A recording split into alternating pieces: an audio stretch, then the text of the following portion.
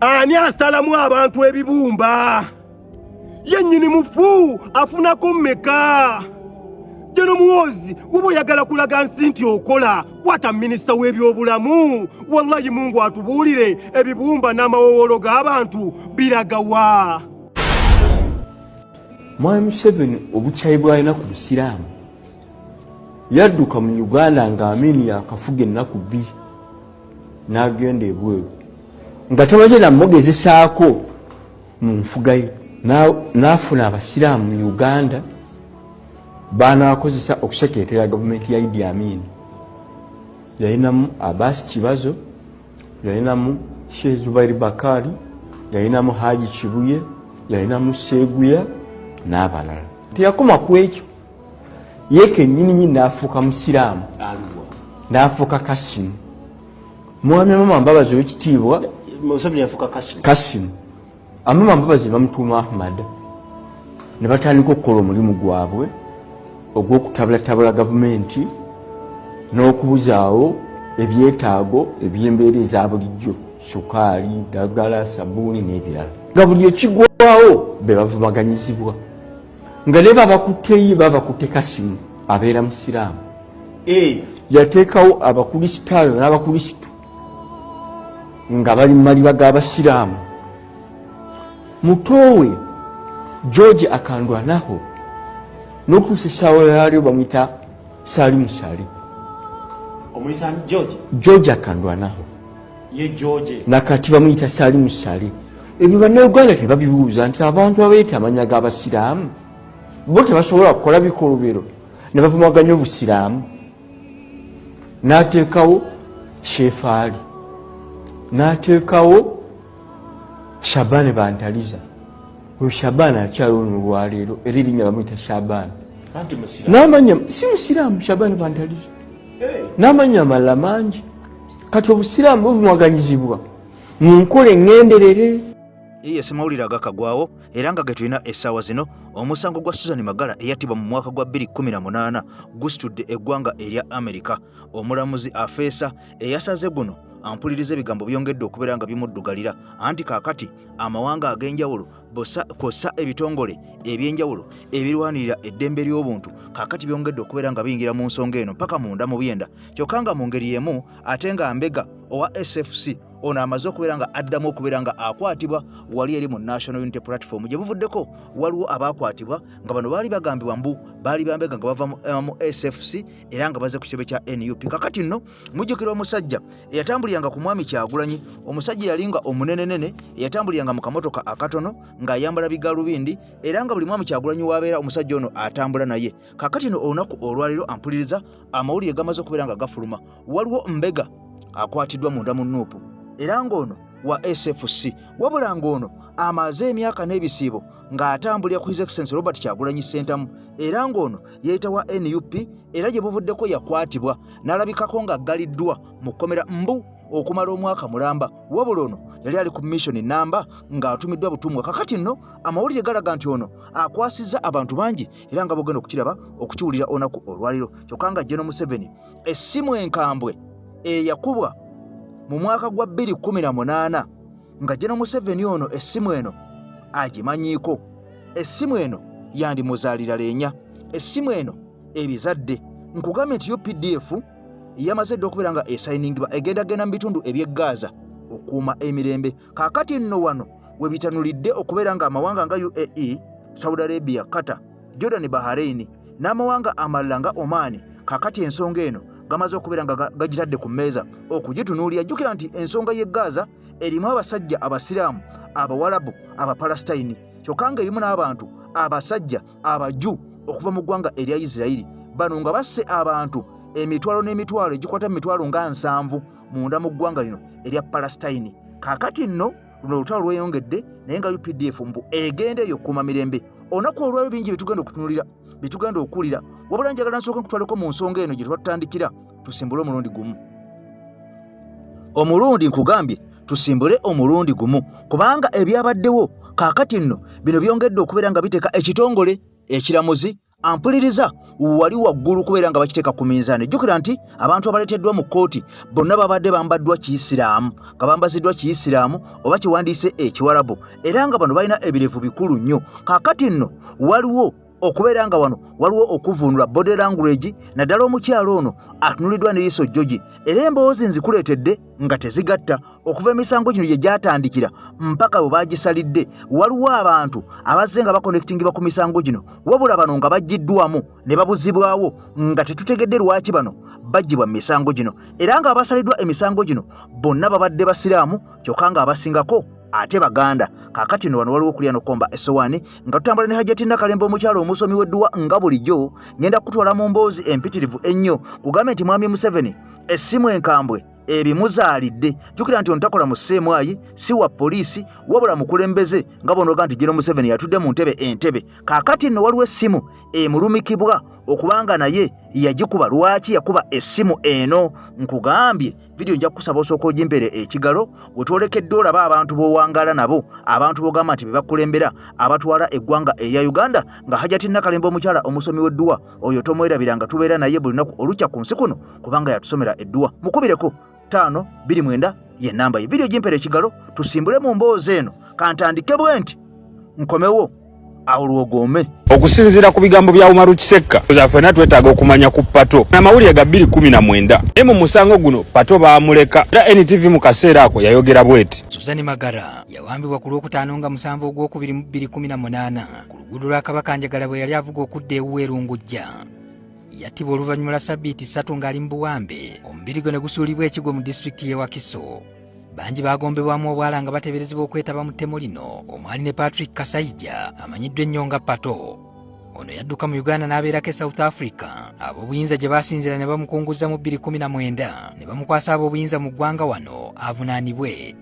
Kyokka olwaleero omusango gwa Magala bwe guzze mu kkooti okwasanguzibwa mu maaso g'amyuka omuwandiisi wa kkooti enkulu Didas Muhumuza, omwabi wa gavumenti Irene Nakimbugwe ategeezezza kkooti nti mukama we Ssaabawabi wa gavumenti eby'okuggula omusango Kasayija ogw'okwetaba mu kuwamba n'okutemula Suzani Magara abiggyeemu entamu. Kyokka ono tawadde ensonga Ssaabawabi wa gavumenti kwasinzidde okujja entamu kuvunaana Kasayija.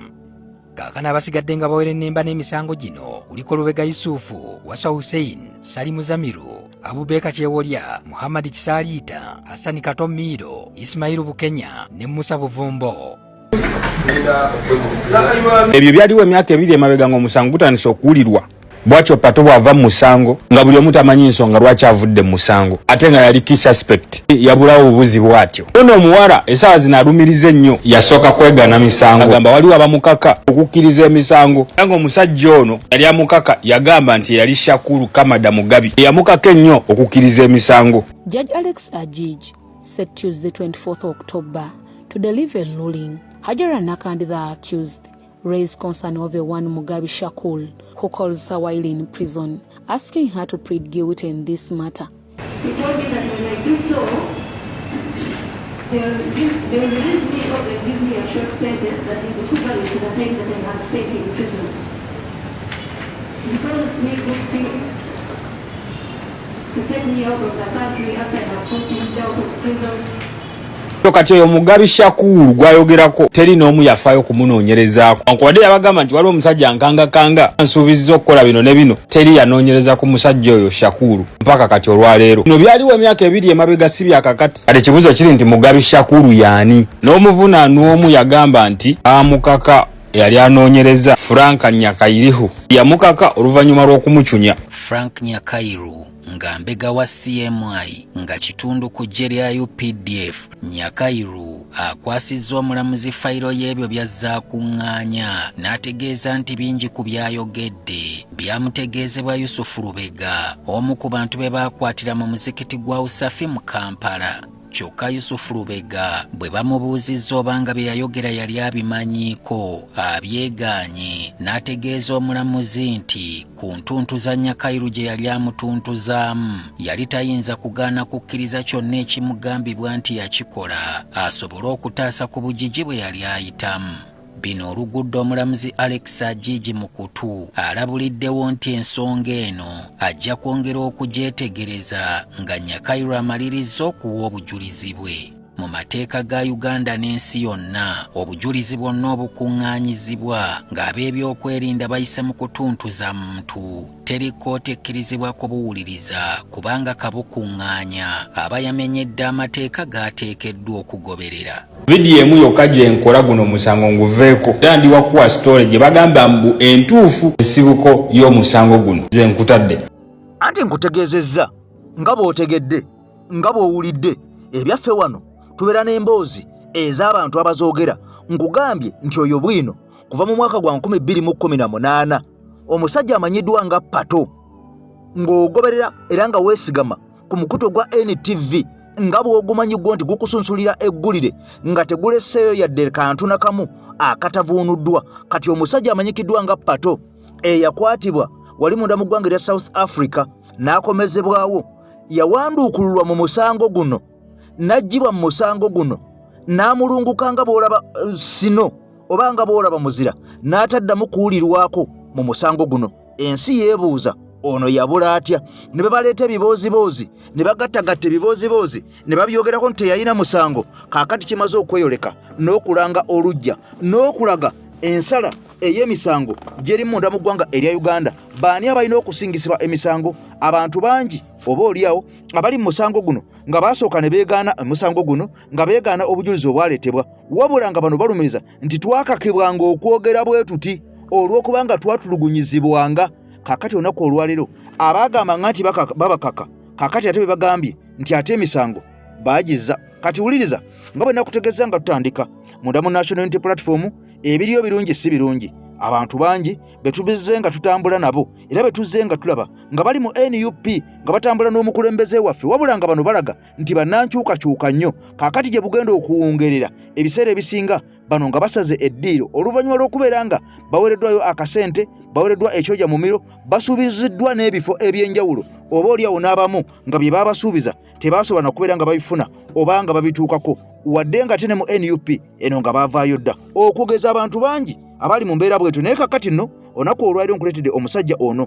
Kigambibwa omusajja ono gw'olaba oba omuvubuka oyo gw'olaba alina afande oli ali ku luutinga ab'omu ghetto gwe gw'otegedde ffenna tumumanyi ali ku luutinga ab'omu ghetto afande oli. Kakati omuvubuka ono gwe yabadde naye, wabula nga omuvubuka ono emyaka gyonna abadde akulaga nti munnankyukakyuka, wabula okusinziira ku biriwo era ebyogerwa era omusajja byakuŋŋaanyizza n'okunoonyereza mbu omukulu ono yagenda ne ku training n'akola training okumala omwaka mulamba. Awe baagambiranga nti baamusiba, kumbe mbu mu kkomera yayitirayo buyitizi nga kwekwasa olwo n'agenda mu training mbu amaze omwaka mulamba nga trainingibwa. Era okusinziira ku musajja ono bwino gwaleese era omuvubuka yoyo gw'olabaawo atudde ne wanuwanu ng'ali mu interview emu mu mwaka ogwa 2025 ng'alaga nga bw'ayisibwa obubi, nga bw'ali munnankyukakyuka, nga bw'alisibwa akakanja, nga bw'atulugunyizibwa n'ebirala bingi nnyo. ng'ono yatuuka n'okusabako ku buyambi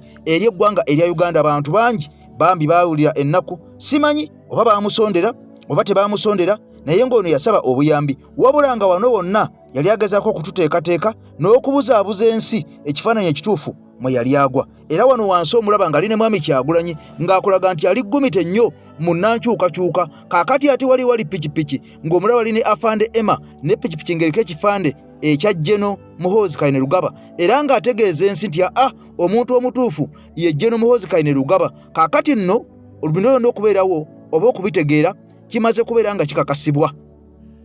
Emabega wa bino byonna omwami ono abadde mbu avuga boodabooda nga bw'olaba mu kafaananyi akatono awo wenkuteeredde, wabula ng'okuvuga boodabooda abadde yeekwasa bwekwasa. Eno pikipiki abadde atambulirako ntambulire n'okgezaako okubeera ndowooza ng'akuŋŋanya information ng'abalala bangi be mulaba abavuga boodabooda naye nga babasirikale oba nga bambega, nga be mulaba abayimirira ku kkubo ne beefuula ababuulira enjiri naye nga bambega, nga be mulaba abeefuula abalalu naye nga bambega, nga be mulaba abali ku makubo abatambuza plasitiiki naye nga bambega, nga be mulaba abatembeeya obunyebwa n'ebirala naye nga bambega. Kakati nno n'omusajja ono mu mbeera y'emu mwabadde atutambuliza. Kati mu bujjuvu bw'emboozi eno njagala wanuwanu ogisunsule ensi etegeere. Security alert bassebo ne bannyabo, omuvubuka ono gwe muli mu kulaba mu bifaananyi ne mu ka vidiyo wano kolabiramu pulezidenti amannya ge ye Nsereko Hassan.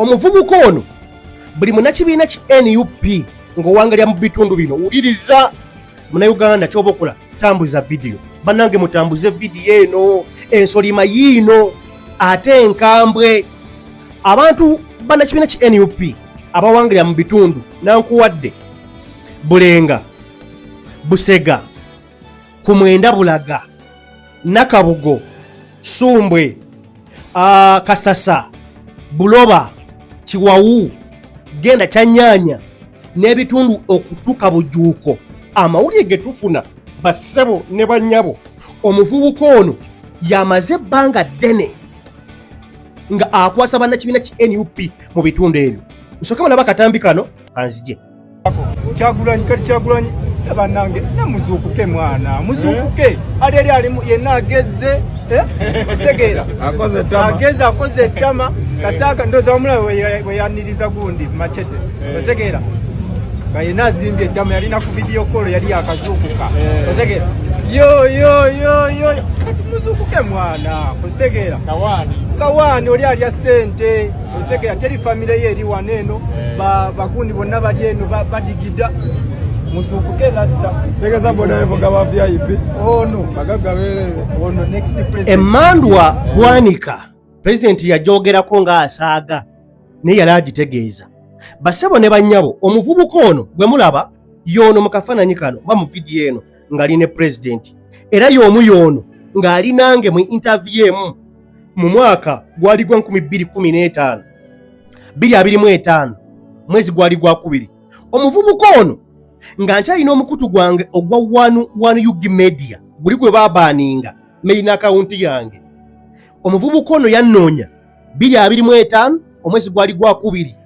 najja nantegeeza wanu yanoonyeza ebbanga ng'omanyi bino bye twepima ne ŋŋaana okumumiitinga naye lumu ne naba nga nnemeddeko nnyo ne mu miitinga nanyumiza sitole era akavidiyo gye muli mu kulaba wano mulimu sitole yanyumiza ntono yakwatibwa n'atwalibwa eruzira ekitalya n'asibibwa emyaka 5 emboozi ngenda gibaweeyo nga vidiyo eno ekomeekereza ngenda kuplayinga akavidiyo kano mwe namu naye mumuwulire omuvubuka ono namulyako ne ku mukutu gwange ogwa One Yugi Media buli gwe baatwala nga asaba obuyambi abatudde nga mungoberera mujja mujjukira era sitole ye gyeri ku mukutu ogwa One Yugi Media agaliwo YouTube channel yange gye baatwala emboozi eyo gyeri omuvubuka ono y'omu yono alabikira ono mu kafaananyi ne Honorable Zaake Mutebi omuvubuka ono y'omu ali mu vidiyo ne Mr President mbagambye amannya ge bamuyita Nsereko Hassan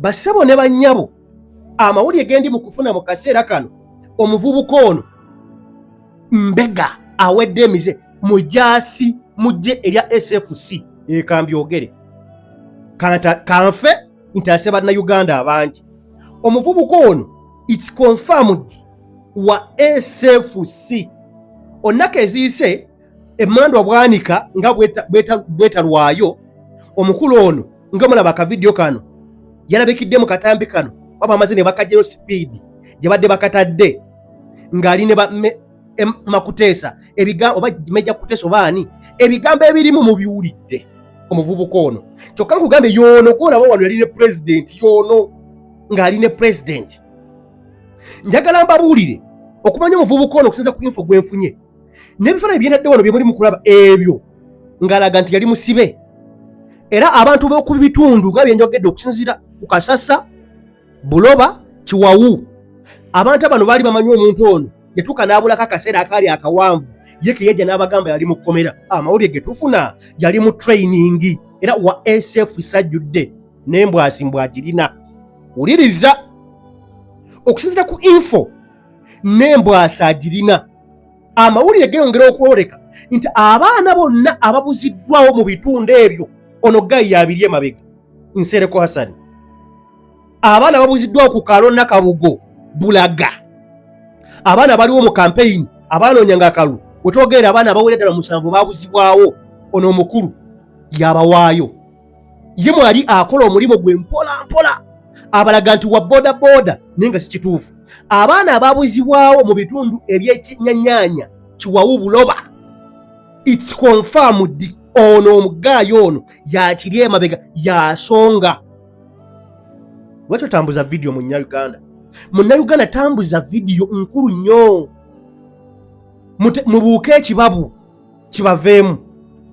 Ebinaddirira nze mbyogedde. Ono Guy yali emabega okukwata bannakibiina ki NUP abawangalira mu bitundu by'emmenye. Mubeereko. Ono Guy mu mwaka nga tuli mu campaign yakaluka nakawedde, ono Guy yali agenda kunkwasa atya lwakuba nze nebaza Katonda omutima gwange, Katonda yaguwa nze nsobola okutegeera embeera y'akazigizigi oba oli awo mu biseera ebimu. Ono Guy yannemerako nnyo mu biseera bya campaign nga mbuuzabuuza wanu njangu tukoleyo, jangu nyina sobola njagala tunyumye, nga mbuuza lero muli luddawa Kyagulanyi mpaka speech za Kyagulanyi nga byebigozi byabeera ngamba nentuka ne mweraliikirira ne ngamba n'ono Guy kati lumu anteekako ngayagala bankwate. Nakitegedde jjo nga ndi mukola okunoonyereza kwange. Guy ono lumu ankubira essimu angamba waliwo njagala kumiitinga, nina embuzi njagala twogereko ate enkulu nnyo. Naddala muntuukatuuka eri president twali mu campaign, Guy nga sooka mwewala, Guy nga nnemerako emirundi mingi. Lumu nga nsiruka nve waka ngenda meeting Guy n'omutima nga gunkuba, kyenakola nga ngenda weyala mulagirira w'abansanga ng'agaana nga nteeka ye wayagala nga ngenda. Naye bwe nagenda satu natuuka ne neekukuma awantu naye nga ndaba ekigenda mu maaso, omutima gwange gwamutya. Mba ndi awo tugenda okulaba obusirikale bwemmanyi obulungi obwaleeya by then bwali bukolera Nateete nga bujja mu kifo. Naye nga nze nyina we neekukumye. Guy atandika okunkubira nga sikulaba, naye nga nze mu kifo mwendi nga wenda ekifo nkiraba bulungi, wali waggulu ku kalina nga nze otuusewo sikulabawo. Naye ogenda okulaba mu dakiikemu buno nga budda ku simu, ekitegeeza nti yali anseetinze bankwate. Mu kampeyini zino ezakaggwa bassebo ne bannyabo mwegendereza omuvubuka ono asobodde okumunoonyako mumunoonyeeko. Yeefuula avuga booda ku kitundu ebyo bye njogedde, naye imbega awedde emize n'emmundu agirina wa SFC. Mutendeke mutambuze vidiyo sikola street alert nedda, naye nongikoze ndabye nga yeetaagisa. Nange munsabireko kubona omuvubuka oba oli awo alina ebitono by'amanyi ku nze, entambula zange ayina zamanyi, naye nze nsazeewo kantase bannayuganda abangi nze okuba kufa nfe. Naye nga byebyo omuvubuka ono musirikale wa SFC ebbanga lyamala n'obufaananyi buno lyabuleeta n'obufaananyi kambawo emboozi ye yiiyo ebitwanyumyako nze naye abankuumire mu bulamu bw'ekkomera. Eno y'emboozi obulamu bw'ekkomera. Muganda wange nsaba obuuze kuba tulaba then tweyongereyo, tandika n'amanya go tugende. Neyanza nnyo mukama wange wanu amanya gange mpitibwa Nsereko Hassan. Nsooka okwebaza abagobererwa emikutu gino, mwebale nnyo, mwebalire ddala n'okubwebaza mujje baleke emirimu gye mutuusizaako engalo. Saba Katonda twongeremu amagezi n'obumanyi n'obulamu tubeere nga tuli bulungi mweno duniya inshallah. Allahumma amina. Nga omuwulidde, salamu alaikum. Ajati Nakalembe omusomi w'edduwa. Bw'oba wenyiye embeera embi yankusomere ku dduwa. Abali ebweru mirimu gigaanye, papula zeesibye, kino kyekyoto kwensabira omukisa kobe ng'odiriddawa wali wenkusabira n'ofuna emikisa. Ky'oba olaba ngabirira ebinyonyi ebitalina kyakulya naawe atalina mulimu, jangu kusomere ku dduwa ofune omukisa. Eno ennyanja kwesula buli kimu ekisira ne kiba kikujjudde nekikasuka mu nnyanja nekikunta nekigenda. Nze Ajati Nakalembe kambawo ennamba yange yeeno 052237529. Temuddeeyo nemwebakira ebizibu mukole ku nnamba yange eno. Bayuda tuyita nabo, Bayuda tulya nabo, Bayuda tusula nabo, Bayuda tukola nabo, Bayuda tutambula nabo. Kaakati nno ebyo byonna nga bw'obiwulidde nga bw'obitegedde, wanu amaze okubeera nga akusunsulira emboozi ey'omukulu oyo. Nkugambye nti wanu ono ye muntu gw'amanyi ennyo nga yamutuusako n'okubeera nga amuwa interview n'atuuka n'okusaba obuyambi ng'abusaba bannankyukakyuka. Kati olunaku olwaleero ebigambo omusajja byayogera mubiwulidde. Ono ng'akulaga tabeerangako mu nnankyukakyuka yadde eddakiika n'emu. Kitegeeza byonna byonna bye yayogeranga yali asika eriyo n'okulaba ng'asaba obuyambi okwavuwaza bannankyukakyuka abandiyambye abantu bali mu nkyukakyuka ate muyamba abantu bano okulaba nga bongera okubeera obulungi nga bakozesa pulatifomu ez'enjawulo n'okuwuddiisa bannansi. Kati omusajja ono gw'olaba yagamba okubeera ng'ayitibwa Pato, era musajja mu westaana, era si musajja musiraamu. Njagala ompulirize bulungi. Yagambibwa okuba nti ennamba y'essimu eyakuba ng'esaba ssente okuta Susan Magala yali awambiddwa yali eri mannya g'ono omusajja. Era omusajja ono kasaya kimanya nti bamunoonya ennamba eyakubye essimu eri mannya ge bw'atyo yabinnyika mu nsuwa n'atolontoka ogero kakana ng'ayingidde eggwanga erya South Africa. Wabula okusinziira ku mawulire galaga mbu gavumenti y'eggwanga erya Uganda yakolagana n'eggwanga erya South Africa ne bakwata omusajja ono ne bamuwa gavumenti y'eggwanga erya Uganda avunaanibwe. Kaakati nno ebibuuzo wano webitandikira wennyini webitandikira. Bwe kiba ng'omusajja ono essimu yali mannya ge n'asalawo n'adduka nga tebaddusa mudduse, nga si sikuriputi, okitegedde nga si firimu, nga tebaamuddusa, nga yadduka buddusi, atuuka atya okudduka n'agenda South Africa amangu n'embiro nga bamumanyi abantu baffe bali, ne bamuwondera, ne bamukwata, ne bamukomyawo, ng'abantu bangi abasinga ne Susan Magala profayiro abattibwa. Naye nga ne wenjogerera abantu bano obuttiro bwabwe bwakomaawo. Mwalaba omugagga ow'Entebe ne mukyala we abaalumbibwa mu nnyumba yaabwe ne battibwa. Kigambwa nti waliwo eyakwatibwa na guno gwaka tetuddangamu kubiwulizaako. Si ye yekka, omusajja amanyikiddwa nga Katumba Wamala baagezaako okumutirimbula ne battamu mwana we. Abaamutta situmanyi oba baabasalira dda. Waliwo basajja nga ba Abiriga. Muhammad Kirumira yakuba amasasi. Abaamutta tetumanyi oba baakwatibwa. Kaweesa naye yattibwa mu ngeri y'emu. Kyokka nga waliwo n'omusango ogwasookera ddala, kubanga gino oyinza okugamba gyabuliwo oba gibaddewo kati nga giri gye gyakola ki, nga guno ogwa Susan Magala gwe gwasooka. Naye Kaweese yali wa 2017, Magala Susan 2018. Waliwo Andrew Kayira nga ne guno gwaka lipoota ye tefulumanga, o yali myaka 38. Abaffe bino mbadde mbimanyi. Eyakubye essimu eri John Magala, taata w'omukyala Susan Magala, yali Museveni Kaguta Yoweri Tibwabulwa ng'amugamba agende ekigu ku bypass alabe obanga omubiri ogusangiddwayo ogwa ddala nga gwe gwa muwala we eyattiddwa.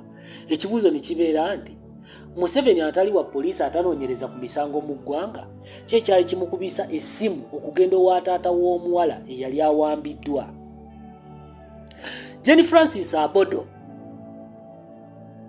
eyali director public prosecution yasalawo ku makya n'agamba nti nga tebannabana kugenda mu high court, n'agamba nti gavumenti omusango okuba ne kuvunaanibwa Pato egujjeemu enta, kyokka nga ono yennyini Pato ye yali omuteeberezebwa omukulu okuba nga yatta Magala.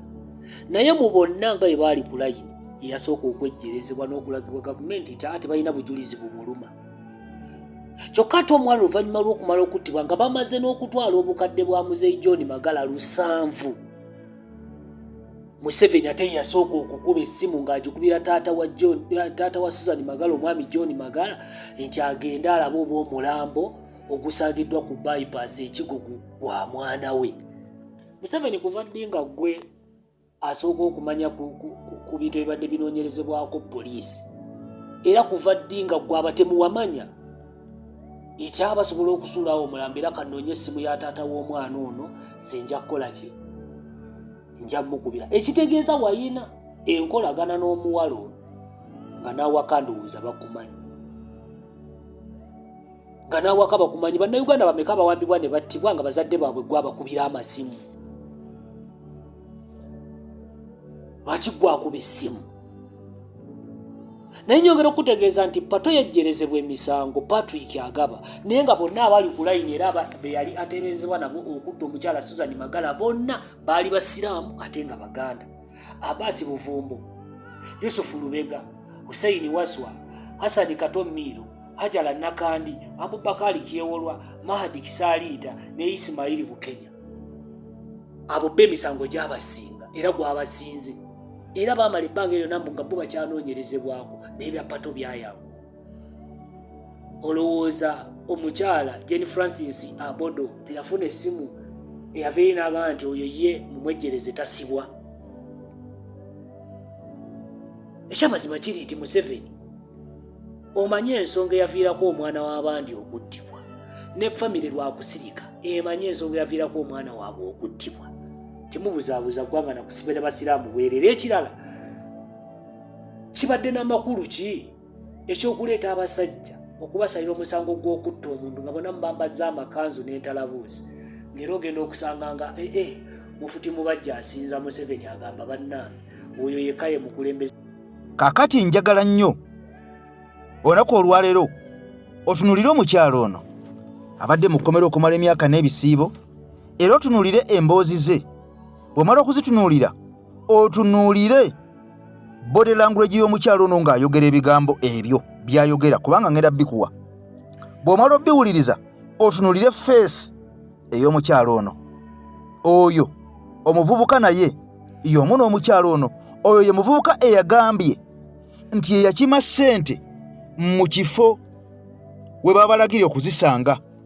Wabula bwe yabuuziddwa nti kifo ki yagambye ekifo najja ssente sikimanyi. Naye ng'ate ekikwewunyisa yasindikibwa n'agenda mu kifo ajjewo ssente. Bannange osobola okuva gy'ovudde n'ogenda gy'otamanyi n'osangawo ssente nga bazikuteereddewo n'ozitwala nga tomanyiiwo. Ye abaffe bw'oba okozeseza boodabooda nga yekututte ogigamba olagawa. Bw'oba olinnye takisi nga yekututte obagamba oviiramu wa. Bw'obanga ggwe weevuze okwata luguudo ludda ku sayidi ki? Okwata lw'Entebbe, okwata lw'e Masaka, okwata lw'Eggaba oba okwata Bombo Road kubanga gy'oba ogenda oba tomanyiiyo.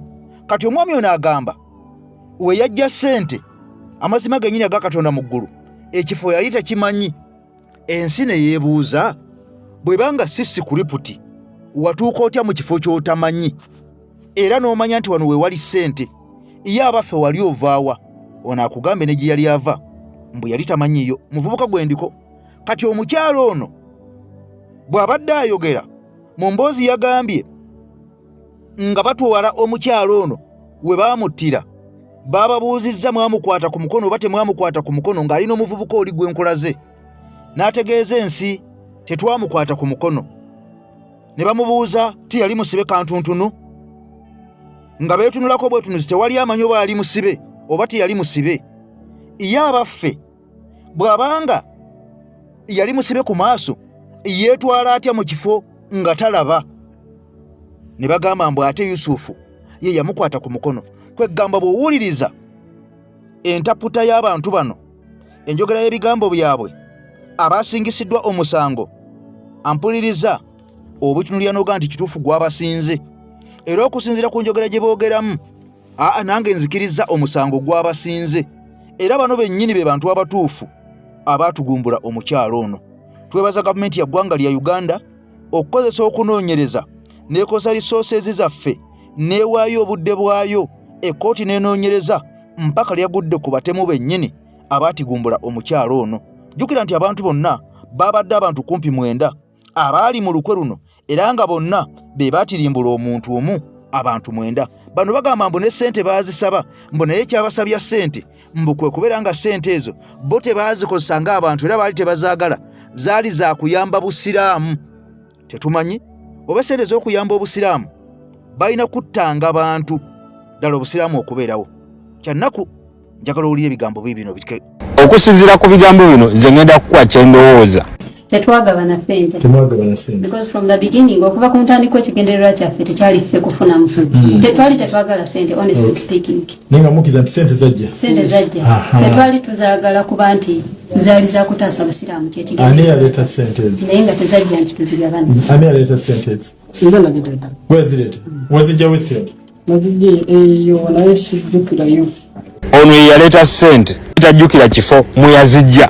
Gwosobola okulonda akakadde ne weerabira ekifo mwolowooza akakadde n'oba ekifo ekyo tokimanyi koololo okimanye erinnya lyakyo era lunaku oba okijjukira nti nalonda akakadde awo kubwayise ku stage oba ku kaleerwe oba ojjukira fiiti olaba ne wekibeera ky'etaano naye ono yakima miliyoni ezisukka mu 5 tajjukira wa gye yazijja. Kale tugende mu maaso. Ekifo tujogenda wonna omuntu ffe osobola okugamba nti yewo naye erinnya ly'ekifo sikijjukira kubanga nze Kampala ndi mupya nti sijja kugamba nti wano wala. Katugambe wazze ne mukwano gwa mujeyo Masaka mumaze okukola akalimu gw'osobola omutuma agenda alete ssente ng'okimanyi ekibuga takimanyi gw'osuubira agenda tambula atya ku kibuga kyatamanyi n'omutuma agenda alete omutete gw'ensimbi gwe ng'omanyi bulungi nnyo ekibuga takimanyi naye sebo baatuma mukulu ono atamanyi na kibuga atajjukira na kifo ki agenda alete ssente katweyongereyo naye nga nagiggyayo nezireeta wali mu ddiiro ogenda kuntwalayo kana kye bannerabidde munzijukizeemu. Ono talina kyeyerabidde naye agala kubazzaayo ku mulamu omukulu kubanga bagenze bateekamu kamera nga buli kimu bakimanyi. Interrogation ziba zaawedde dde okukolebwa wano baba baddamu buzi. Okay, kati wana bavuga abazzaayo ku muwala kyasoose okwogera twakikola ku lwa Buyisiraamu.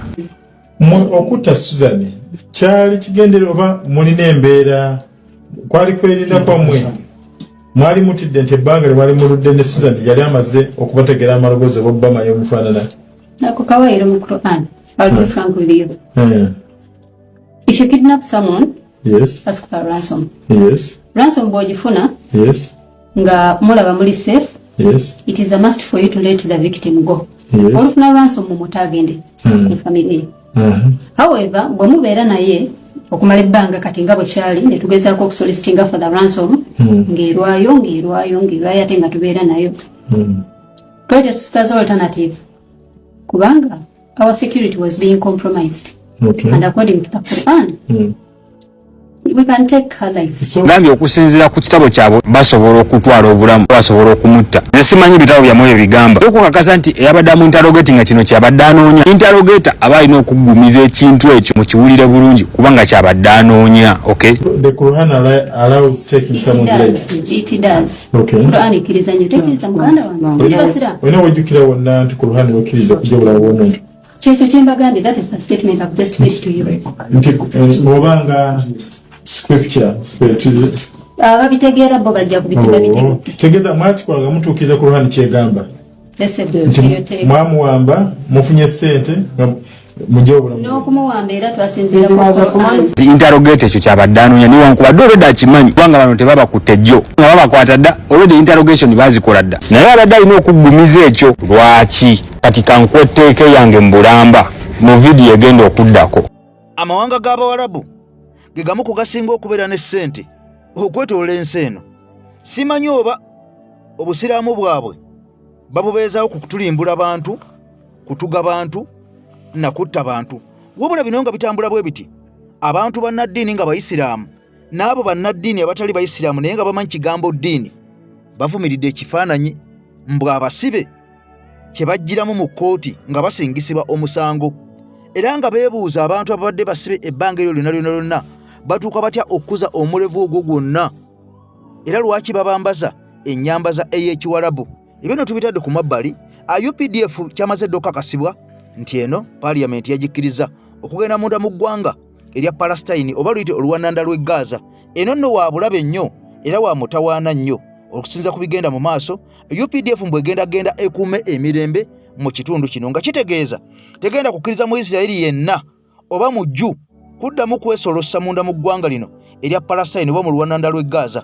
Kaakati nno bwe kanaetantala n'asala ng'ajja Gaza oyo wakuba masasi era nga kigambibwa nti n'omuntu yenna n'akola effujjo ng'ali ku sayidi ey'aba Hamasi oba bayite Abapalestine n'agezaako okwagala okugenda okulumba eggwanga erya Isirayiri oyo naye yamwalula egenda kubeera nga esiiridde. Wabula wano wali okulya n'okkomba essowaani era ensi we yeebuliza. Kakati UPDF egenze ng'ani agiteekamu ssente? Agitaddemu ssente ali ku sayidi ya Muwarabu oba ali ku sayidi ya Muisirayiri?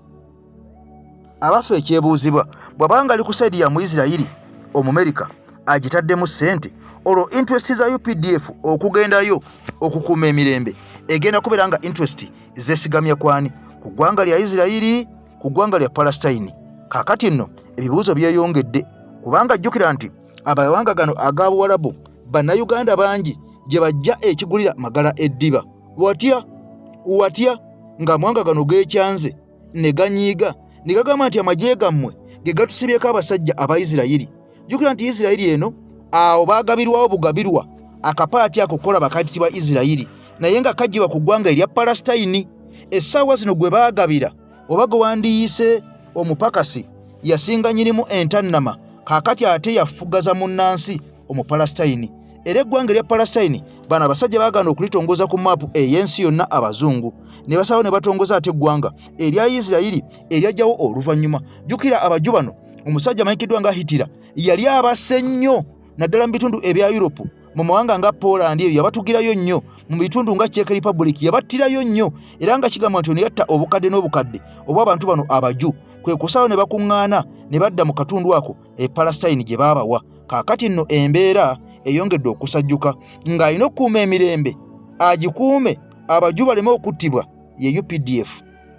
Alina okukuuma emirembe nga bakata Abapalestine abasoba 7,000 bakunukiriza mu kakadde, abaana bali 2,000 kumpi, abakazi amalwaliro gonna gasaanyizibwawo dda ng'agasaanyizzaawo ye musajja omuju mwe gemuyita Omuyisirayiri.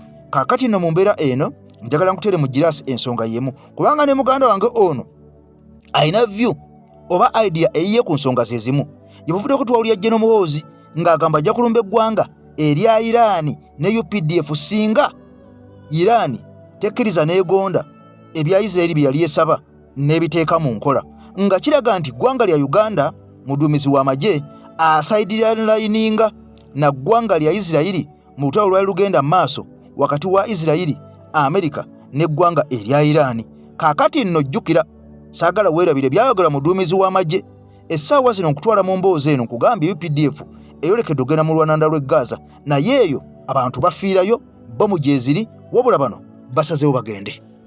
Omunaku alabye kino kyali tugguza amangu oba kyali tuleka nga Abawarabu abamu batusibiddeyo. Lwaki? Olunaku lw'eggulo Paliamenti y'eggwanga Uganda yakkirizza bayapuruvinze amagye ga UPDF okugenda gakuuma emirembe mu luwannaana luli olwa Gaza. Jjukira olutalo luno olwa Gaza lwatandika nga 7 Oktoba 2023 oluvannyuma lw'akabinja akafuga akawannaana aka Gaza aka Hamas ogenda ne kayingira mu nsi ya Isirayiri ne katta abantu abali mu 200 ne katwala abawambe 251. Okuva olwo eggwanga lya Isirayiri lyagamba nti ne mistake gye mwakola mu bulamu bwammwe bakubiye akatundu ako wenjogerera ebizimbe almost 90% byonna biri wansi. Abantu abasoba 7,000 bafudde ng'ate abamu ku abo baana bato abaakazaalibwa 2,000 egy'abaana abato. Kakati Uganda gye tutwala okukuuma emirembe. Njukira olutalo luno lw'amadiini luli historical luluddewo mirembe na nnaku Abapalestina ne Isirayiri nga balwana. Kati kye neebuuza ffe nga Uganda tugenda kusaidia ani? Tugenda kusaidia Isirayiri kubanga yesinza okwonoona n'okutta abantu. Bwe tuba tugenda kusaidia Isirayiri kitegeeza Abawarabu bagenda kutukyawa. Bagenda kutukyawa Abawarabu kubanga Abahamas tubalabye mu Kata babaddeyo nga gye balina amakanda mu UAE eruddawa kitegeeza babaagala kubanga waliwo bali bo bagamba balwanirira nsi yaabwe butaka bwabwe. Kati gwe bw'ogenda olwanira omulabe kisuubirayo Mwarabu agenda kukwagala. Kyokka ate singa tunaagenda nga tuli ku saidi y'Abawarabu nti tulwanira tugaana Isirayiri kulumba ate abaana baffe tutwala bagenda kufa kubanga nkubulira wali Isirayiri mu Gaza tegambibwako. Ekubye buli kimu n'ekiteeka ku ttaka. Essa abantu n'amaana ejjula kutta amagi gali mu lubuto. Kati awo tuli. Awo we tuli. Jjukira ensi eno ya Isirayiri kuva mirembe na mirembe ku ntandika yaayo waliwo obutakkaanya n'entalo. Kuva 1948 ng'eteekebwawo ayali president wa America by then Harry S. Truman nga second world war yakaggwa. Bano baasala Pakistan Palestina ne basalako akatundu Israeli ne bagiteeka wakati awo sematalo ng'awedde 1945 n'olutalo lw'Abawalabu olwaliwo Arab Islamic War ne bagamba gwe Israeli ensobi gye baakola Israeli bagirangira nga independent state yo neefuuka ensi kyokka Palestina kwe baasala nakuno wakati bagirangiriranga kati eddiini zonna mu Bible ne mu Quran olutalo lwe balumanyi kati ffe Uganda lwe tuttemu amagye gaffe gawona bwe gaba gawonya nga luli kusaidia Israeli kubesobola polytechnic nekyo kandi Israeli nayo yagezaako ground invasion yada Hamas tebalina maanyi n'abaserikale babayisa bubi nyatandika okukozesa aerial attack ng'ekuba bukubi buli kiramu ojja kumpa endowooza yo naawe kati awo tuli singa tuba kusaidia Israeli ddala Abawalabu bagenda kutwagala oba bagenda kwanguwa okutukyawa jjukira Abawalabu baali baagala nnyo Uganda olwa Idi Amin kuba nalabyeko emabegakaawo nga akulira ejje lya UPDF General Moses ne Rugaba babadde bali mu kuteekawo historical site bajjukire omu ku bajje n'abakola olulumba okulumba ekisaawe kyaffe eky'Entebbe mu 1976 nga Israeli ejja okununula abawamba abaali bawambiddwa mu nnyonyi ya France kyokka nga Idi Amin by then yakiinamu omukono kati ono Jonathan Netanyahu muganda w'omu prime minister aliko mu Israeli kati bamuhondalinze Uganda Abawalabu balaba kakati awo wetuli naawe ojja kumpa endowooza yo ng'oteesa kikwena ensonga eyongera mukwano Uganda mu Bawalabu gye tusinza okulya oba eyongera mukwano eri Israeli ewa ebyobukesi n'ebyekijaasi eggwanga lyaffe Uganda baani abasinga okufuna mu Bawalabu baana babagagga oba baana babawejere Israeli yadde ensi ya dini abasinga bagikirizamu ku side eri naye boogenda okulaba benefits zaayo Uganda zeefunamu n'erize tujja mu Bwalabu twali badde tugwa side eriwa nkakulekedde kalowoozeeko nze ndiwo kuwa update